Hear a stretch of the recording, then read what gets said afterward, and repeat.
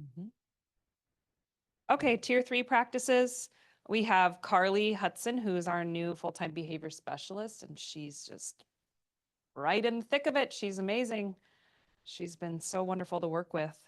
Um, and she provides those intensive, usually individualized supports for students who are identified as needing more than tier 1 and tier 2 practices.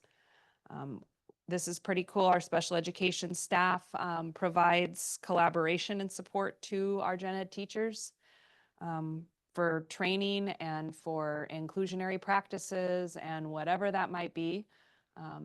So that's been wonderful.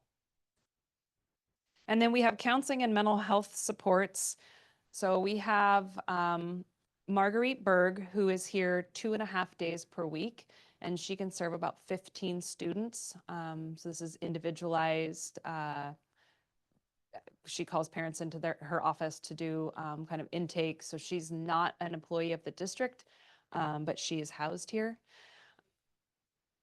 She replaced Amanda, yeah, but Amanda was full-time and Marguerite's half-time. We also now have somebody from Island County who will be working here 1 day a week on site, serving about, serving about 5 to 7 students. And then you talked about the new art therapist, which is exciting. That'll be small group work. And then we have community providers. So I have a resource that's got about 4 pages worth of community providers. When parents inquire, that's usually what I give them. Because the reality is we don't have a school counselor, and so we have very limited school counseling support available.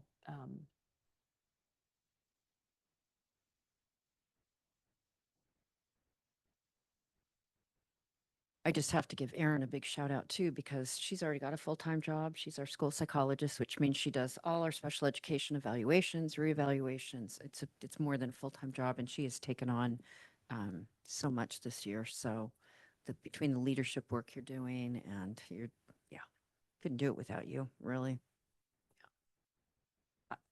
That part of the job has been so fun, though. It's just a little different than what I have had previously. So, um,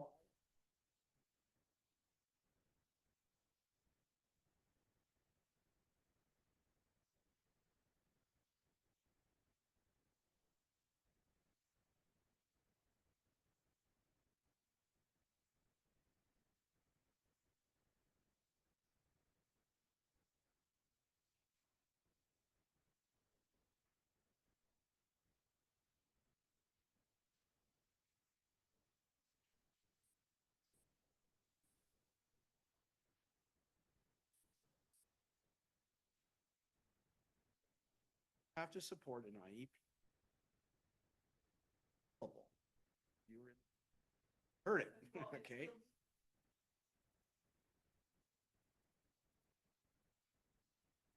Yeah, it will come from somewhere. And so to me,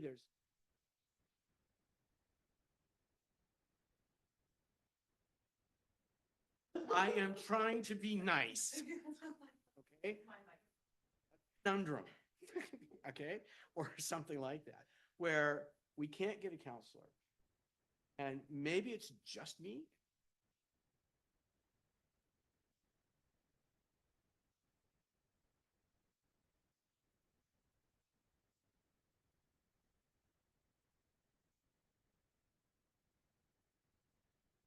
Wait list, right? Not just what goes on at school.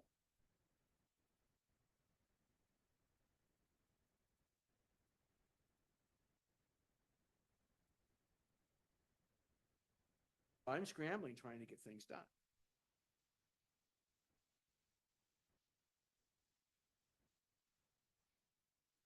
Greatly appreciate.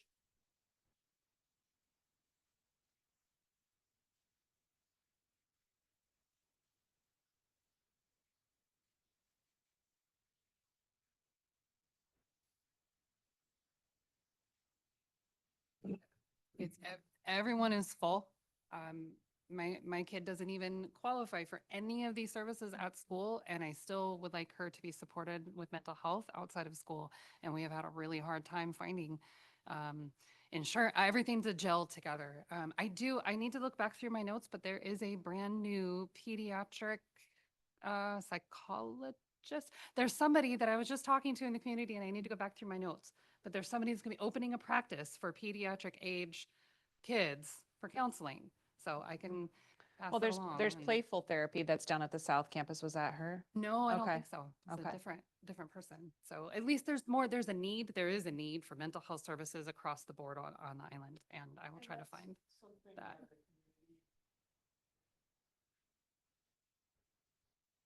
Profit can't do it for the.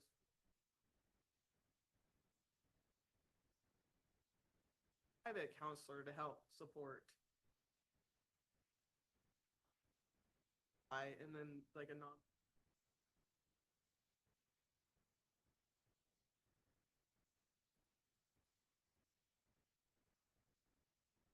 Part of the problem though is it's not whether you can afford it or not. When that counseling's available. That. So, you know, Jesse and I, there's some really positive things. Last year, he was nearly kicked off the bus, right?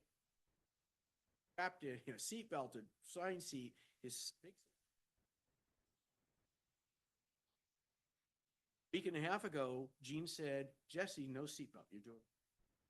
He has had a perfect year with every day we meet him at the bus stop. He's had thumbs up every single day except for. I gotta just applaud him every 30 seconds. Done that. Done soccer. He's advanced in soccer. He's done a wonderful job.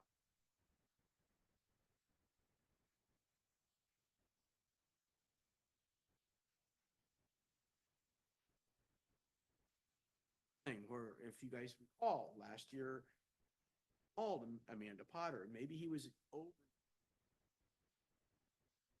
That's when the stress at home is. All that stuff trickles over. I can send him to a counselor after school.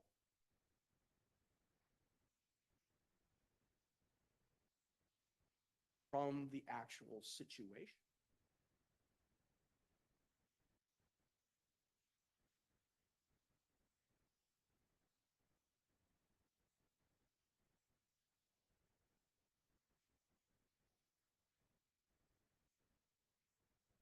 Like, what is I'm sure it's a mix of reasons, but I'm wondering though, is it just lack of applicants? Is it, but funding, Yeah, funding. funding. But what I'm.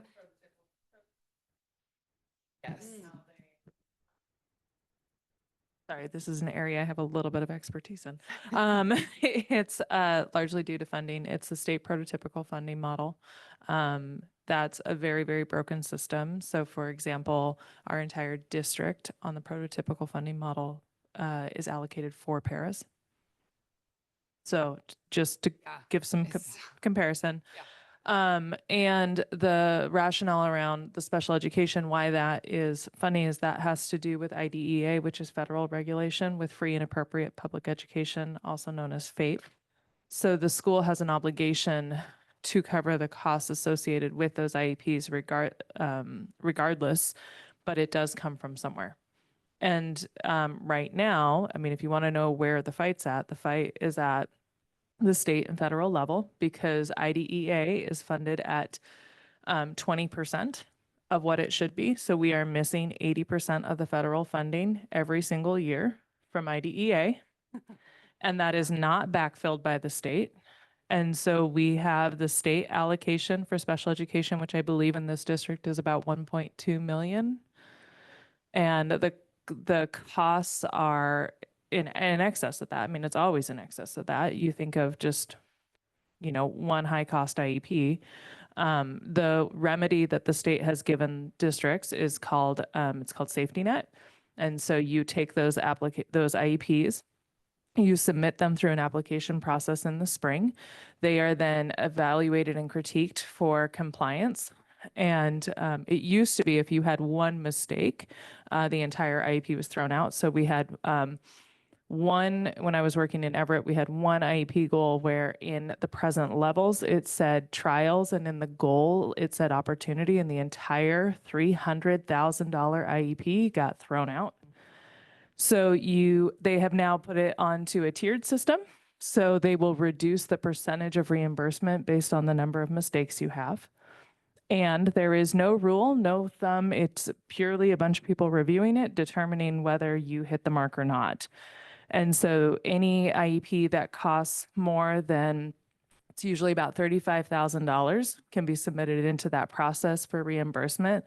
But the allocation for special education is you only get about $20,000 per special education student, up to 16% of your total population.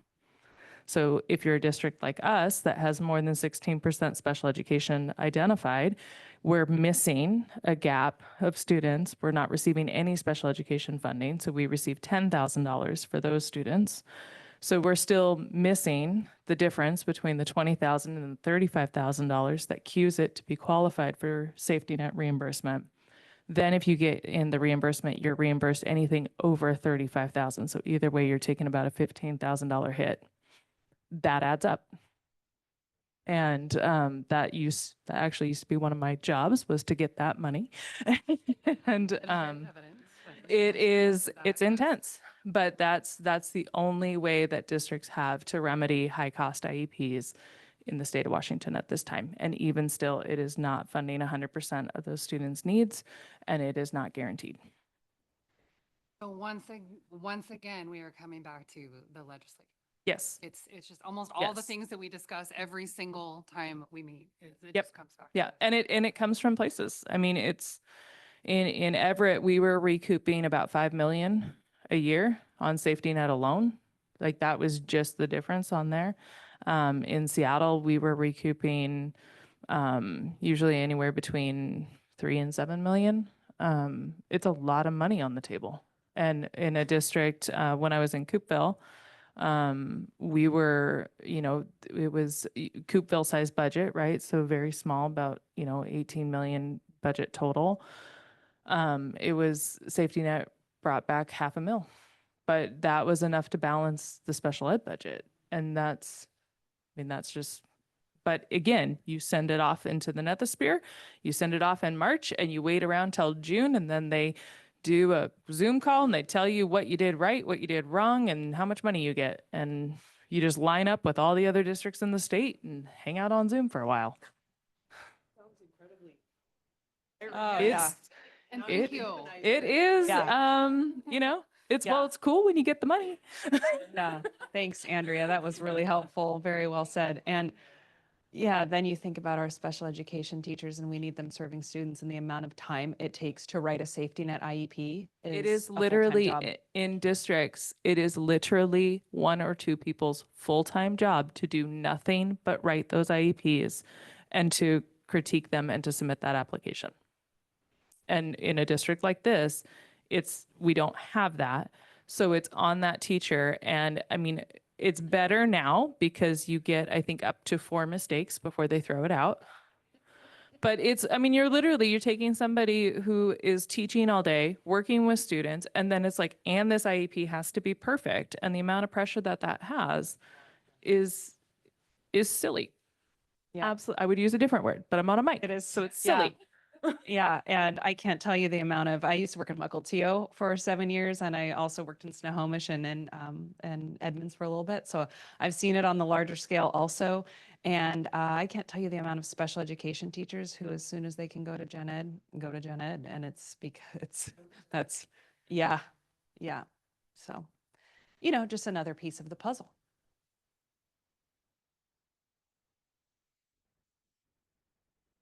And then this next slide is just things that we're doing as far as staff development and collaboration. So our student support team, which consists of Susie and myself and Carly, who's our behavior tech, Jeremy Fry, who's our special education TOSA, which is a hat that I wore last year that I do not wear this year because I'm taking on some of these kind of student support / counseling roles. So Jeremy Fry is now in charge of that. Thank goodness. He's He did it at the secondary campus last year, so he's doing great here. And then Marguerite Berg is also on that team. We meet 2 times a month to just review our data, our SWES data, and our survey results and the classroom behavior profile that I showed you from the collaborative classroom. Then our data team, which Susie talked about a little bit, we meet 3 times a year with every teacher. So we take half a Friday, 3 Fridays in a row. We just finished those last Friday.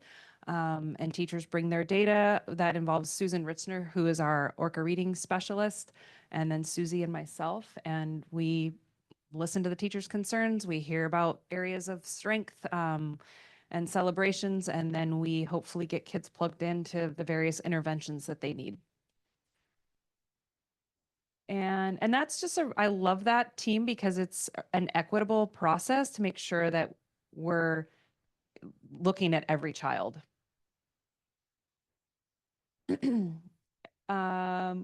Yes, we're doing Bridget Walker. She's working with our district this year to provide professional development in social emotional learning. I don't know if you want to talk more about that, Susie. She is really an expert in the field. She providing us, we're letting her know what our needs are. Like as an example, she's coming back on November 11th and we're diving into the check and check out and how do we make it more effective. So really looking at our specific needs within our programs. It's been really powerful for our teachers so far. And I'll just talk while we're at it too, the Arts Thank you. Impact Washington. WICA, I mean, the community partnerships make such a huge difference for us. The WICA education team funded teachers last weekend, in fact, to participate in this statewide. They brought 3 folks up to WICA and looked at how we can use the arts to support SEL learning. It was amazing. So, and that was all through that community partnership. And then we have right response training. The initial training is a 14-hour workshop that is advanced de-escalation techniques. And all of our para-educators and special education staff and some general education staff are trained. And then they have to be recertified every year, which is a 7-hour training. Mandy Jones, who's our behavior tech at this other campus, and myself, we are the right response trainers for the district. I had a feeling someone was going to ask that today. You know, yeah, No, so I fully understand. I looked into it and I said. yeah, Let me ask, I'll ask the question. yeah, offer a Yeah. parent training. Yeah, I'll ask the question. Yep. At least maybe even if it's not a certified, it could be a, you know, a There's like an partial. elements. Yep, Yeah, yep. yeah, Mhm. yeah. I think that's a great idea, Todd.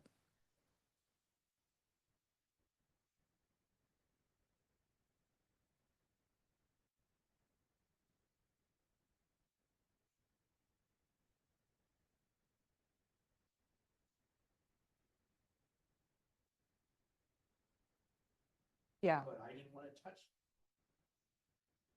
yeah. was supposed to follow.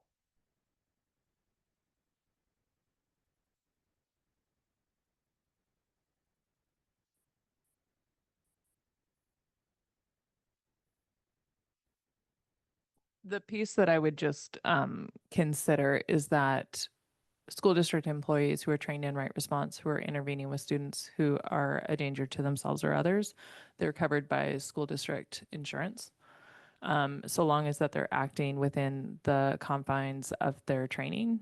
I don't know that that would extend to volunteers and or parents. And so that's also part of why whether or not districts train subs is a conversation, because it has to do with who's covered if something goes wrong. Anyone that would say Yeah. not covered. Yeah. That's a policy And change that's- that should happen. Well, at some and point, that's because that's generally accepted, but I think you're moving into a really gray area when you include parents. Parents, Yeah. you said? Parents. Parents or volunteers, yeah. In a previous district, we'd offered extended training to parents who needed that level of training to work with their own child in their home. So I don't know if we'll talk about that. And then our PLCs, our professional learning communities. We have every other week, our grade level teams meet with the special education teacher just for collaboration, looking at student needs.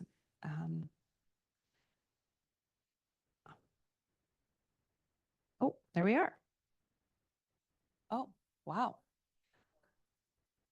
Now you can ask your questions, Todd. No, you're good. No. Mm. I have seen an exponential growth of collaboration.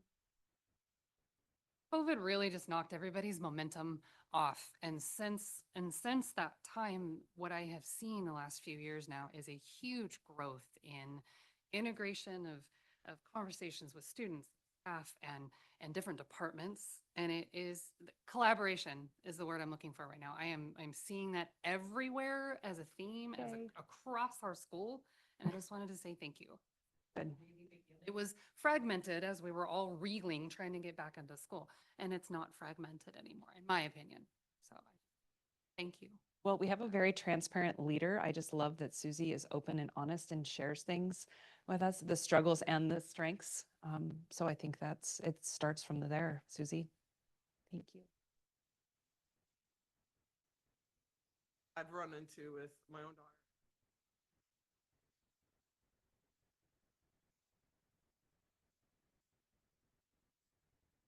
So I don't say anything, but when you see that you know is a tradition classrooms where the kids behave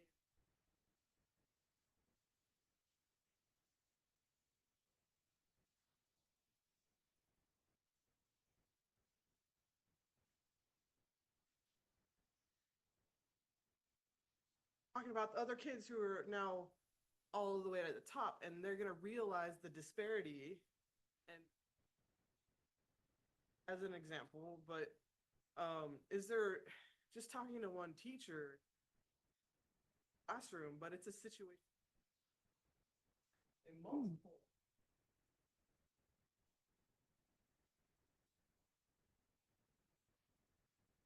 The science is like say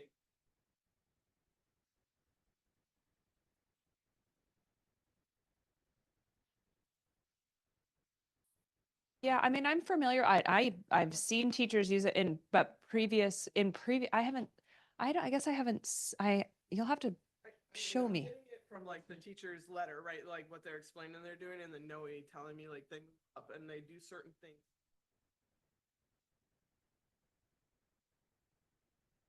Oh, But there's skills and abilities that an IEP kid, Yeah. or, you know, yeah. okay. But how do you bring it forward? You know, who do you directly to the teacher, or is there somebody else Well, I to think reach out to if you see mhm. something? Okay. Yeah. And, you know, to be able to just have a honest conversation and not make you feel like you're tattling or something, right? I mean, Well, it's how because if I don't know, we can't, right, do anything. So Mhm. Erin or I would be great to talk to. Yeah. I'd love Well, to hear this more. goes back to your point of not. As soon as you bring in the clipboard, that child's been labeled with. I don't know how that affects the kid, but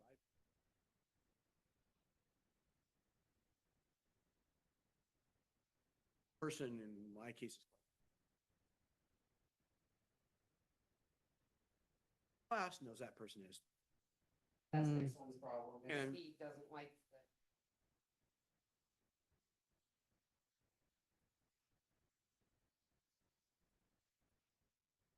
Mm. He stands out and so he Something rather needs to just happen not try. to give that person a little act the negative self-esteem. Yeah. I don't know if Jesse sees that. I see it when I walk in. You know, we're going to have a meeting on the November 11th with Bridget Walker, the one when we were speaking about check in, check out. And I would love, I'll send an email out. I'd love to have some parents be there to talk through these exact same things, because honestly, that's why we didn't just launch back into how it's always been done, because we know that those clipboards are really rough for some kids.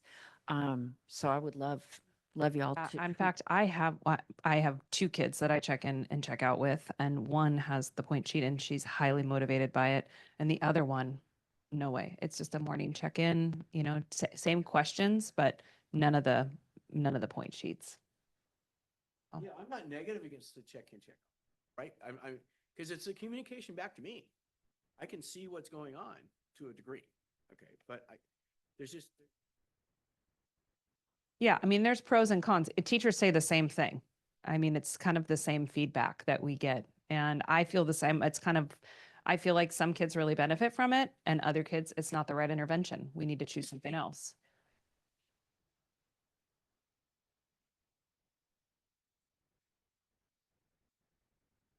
Mm-hmm. Talked a little bit between us about, I have this idea, but I don't know how to make it happen within the confines of missions here at school.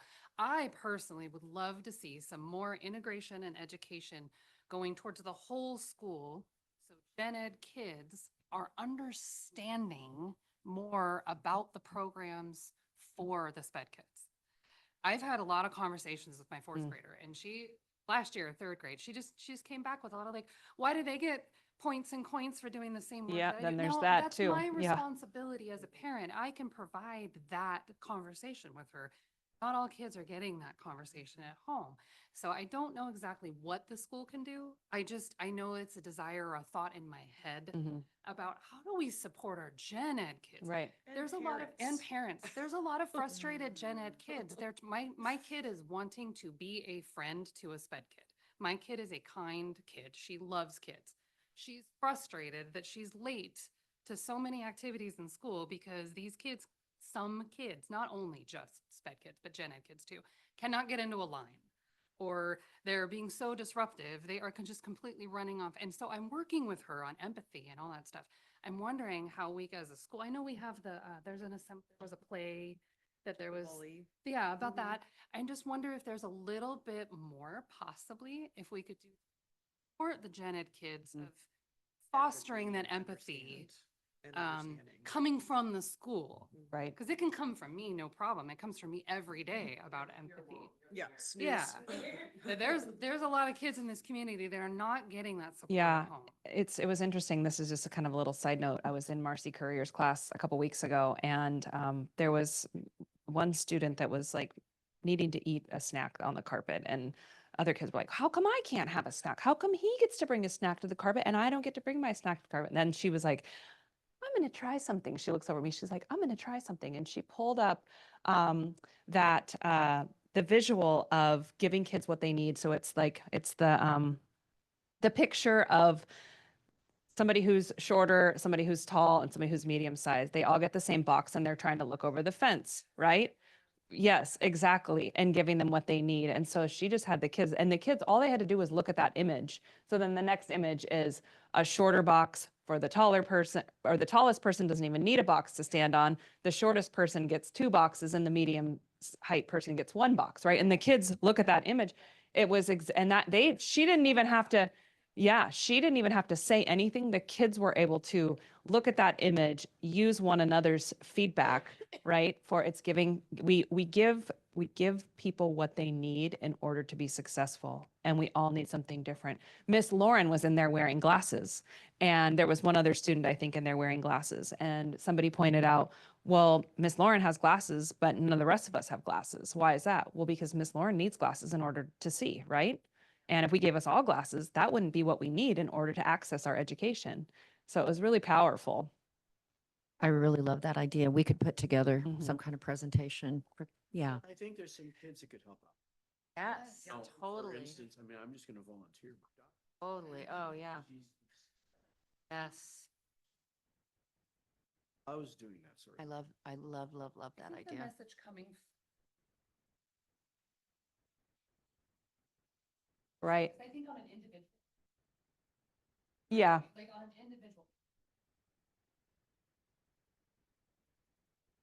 Yeah. I do.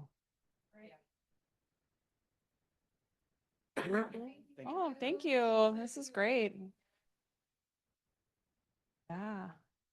We are a village doing this really hard work. Question if I could do- Yeah. Not- Yep. Yep. She's like-